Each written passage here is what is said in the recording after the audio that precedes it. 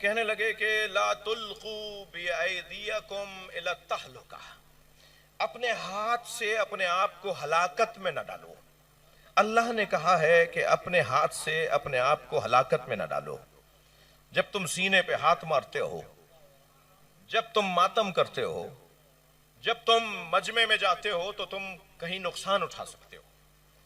تو قرآن کہہ رہا ہے کہ اپنے آپ کو اپنے ہاتھوں سے ہلاکت میں نہ ڈالو۔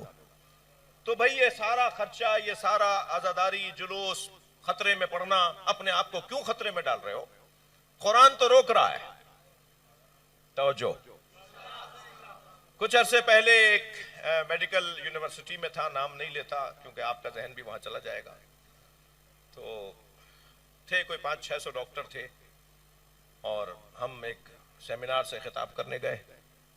خطاب کے بعد سوالات کا دورانیہ بھی تھا۔ تو ایک ڈاکٹر صاحب ماشاءاللہ متشرع تھے، وہ کھڑے ہوئے اور انہوں نے سوالات کے دورانیے میں انہوں نے آواز دے کر کہا کہ آپ سے سوال یہ ہے کہ آپ لوگ ماتم کیوں کرتے ہیں؟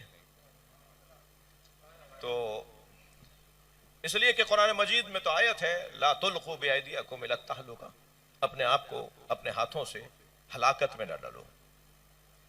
تو میں نے کہا ڈاکٹر صاحب میں آپ سے پوچھ سکتا ہوں کہ آپ کا شعبہ کون سا ہے؟ اسپیشلسٹ ہیں یا آپ جنرل فزیشین ہیں؟ آپ کا شعبہ کیا ہے؟ کہنے لگے میں سرجن ہوں۔ میں نے کہا میری مشکل آسان ہو گئی، آپ سرجن ہیں، میری مشکل آسان ہو گئی۔ اب آپ مجھے یہ بتائیے کہ میں اپنے آپ کو ہلاکت میں اپنے ہاتھ سے نہیں ڈال سکتا، یہ تو قرآن نے منع کیا ہے۔ آپ کو کس نے اجازت دی جو میرا سینہ چیرتے ہیں آپ؟ یعنی میں تو اپنے آپ کو تکلیف نہیں دے سکتا، اللہ کی امانت ہے، اللہ کی چیز ہے، اللہ کی امانت میں ہم دخالت نہیں دے سکتے، تو پھر آپ میرے بدن کو کیسے چیر پہاڑ دیتے ہیں؟ تو آپ کا جواب جو آئے گا وہ میں بتا دیتا ہوں۔ میں نے کہا ڈاکٹر صاحب آپ جو جواب دیں گے وہ میں بتا دیتا ہوں۔ آپ جواب یہ دیں گے کہ بڑی مصلحت کی خاطر ایسا کرتے ہیں۔ مصلحت اگر بڑی ہو، مصلحت اگر سنگین ہو، آپ کی جان بچانا ہے تو جان بچانے کے لیے چھوٹی تکلیف دیتے ہیں۔ تو میرا بدن بچانے کے لیے میرے بدن کو تکلیف دی جائے تاکہ میرا بدن بچ جائے، اور اگر پورا سماج بچانا ہو،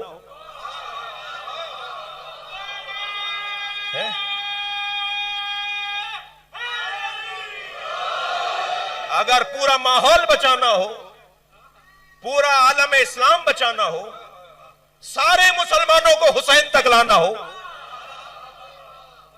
حسین تک لانا میرٹ تک پہنچانا ہے۔ یہ جملہ پھر میں تکراری کہہ رہا ہوں کیونکہ سوشل میڈیا کا دور ہے، کہیں سن نہ لیا ہو۔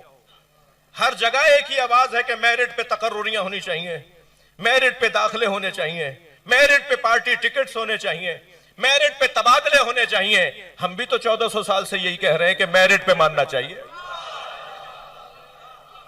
قابلیت کی بنیاد پر ماننا چاہیے۔ جی احترام سب کا رہے مگر علی علی ہے، حسین حسین ہے۔ اب ہماری اس انداز سے ادھر پھر تمام فقہاء نے لکھا ہے کہ ہلاکت تک اگر آپ کا ماتم آپ کو نہیں لے جا رہا، یعنی مراد ہے کہ آپ کی جان نہیں جائے گی، تو آپ ماتم اور عزاداری، اچھا نارملی عام حالت میں زانوں پر ہاتھ مار دینا ٹھیک، بغیر مقصد کے، اور اگر یا حسین کہہ کے یہاں مار دوں تو بدعت۔ یہ کیا ہوا؟ یہ کیا ہوا بھائی؟ یہاں مارنا تو بدعت نہیں تھا، جس کا کوئی مقصد بھی نہیں تھا، اس کا تو کوئی مقصد بھی ہے، تو کوئی مقصد کی خاطر ایک لفظ استعمال ہوتا ہے، تھک تو نہیں رہے میرے بھائی، ایک لفظ استعمال ہوتا ہے مصلحت اور ایک لفظ استعمال ہوتا ہے مفسدہ۔ مصلحت اور مفسدہ اگر تولا جائے اور مصلحت سنگین ہو تو پھر مفسدہ کو قبول کیا جاتا ہے، نقصان کو قبول کیا جاتا ہے اگر مصلحت زیادہ ہو، اور اگر مصلحت کم ہو اور مفسدہ فساد زیادہ ہو تو پھر مصلحت کو ترک کیا جاتا ہے۔ اور فساد کی خاطر، فساد کی وجہ سے مصلحت کو چھوڑ دیا جاتا ہے، کیونکہ مصلحت مثلا 40% ہے اور مفسدہ 60% ہے۔ اس کو الٹا کر لیجئے، اگر مصلحت 60% ہو جائے اور مفسدہ 40% ہو جائے تو پھر مصلحت کو لے لیا جاتا ہے اور نقصان کو چھوڑ دیا جاتا ہے۔ انسان ہے بھائی، تکلیف ہوتی ہے جی، پیروں میں چھالے پڑتے ہیں جی، جسم پر دانے نکل آتے ہیں، ماتم کے نشان آ جاتے ہیں، پیسہ بھی خرچ ہوتا ہے، تھکاوٹ بھی ہوتی ہے، کوئی نہ کوئی تکلیف بھی ہو جاتی ہے جو بعد میں کوئی ڈاکٹر کو دکھانا بھی پڑتا ہے، مگر یہ سب مفسدے ہیں، نقصانات ہیں۔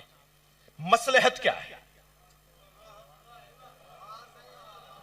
آپ کی مجھے فلاں کو تکلیف ہو رہی ہے، فلاں کو یہ تکلیف ہو رہی ہے، یہ مفسدہ ہے یعنی نقصان ہے۔ اور مصلحت کیا ہے؟ مصلحت یہ ہے کہ حسین کی طرف توجہ دلانی ہے۔ بھائی تھکے نہیں بیٹھے تو دلیل دے رہا ہوں، ہم سب دین ابراہیمی پر نہیں عمل کرتے، ہم دین محمدی پر عمل کرتے ہیں۔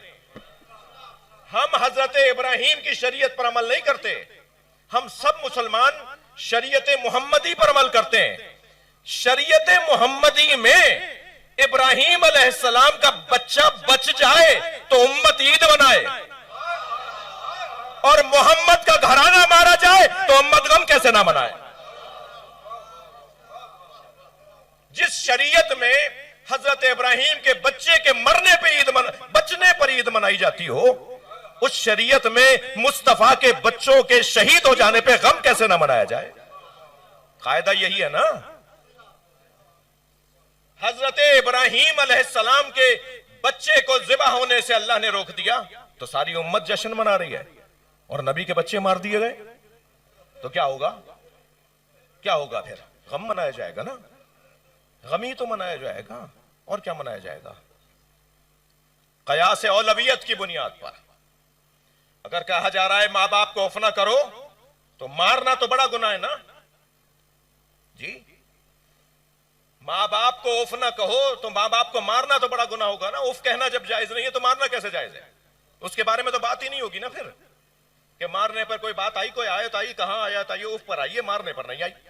ارے بھائی مارنے پر جب حرام، مارنا اف کہنا جب حرام کہہ دیا گیا تو مارنا تو بدرجہ اولا حرام ہے۔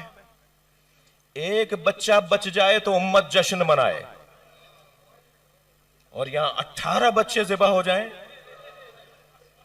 تو کیا کرنا ہے؟ خوشی منانی ہے؟ قاعدہ تو یہی ہے نا کہ غم منانا ہے۔ اجرکم اللہ۔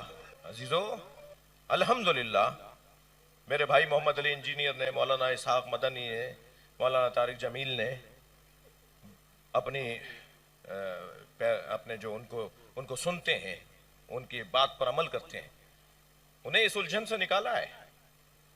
جو چیز بدعت کہہ کر یاد کی جاتی تھی اب الحمدللہ سنت کہہ کر یاد کی جاتی ہے۔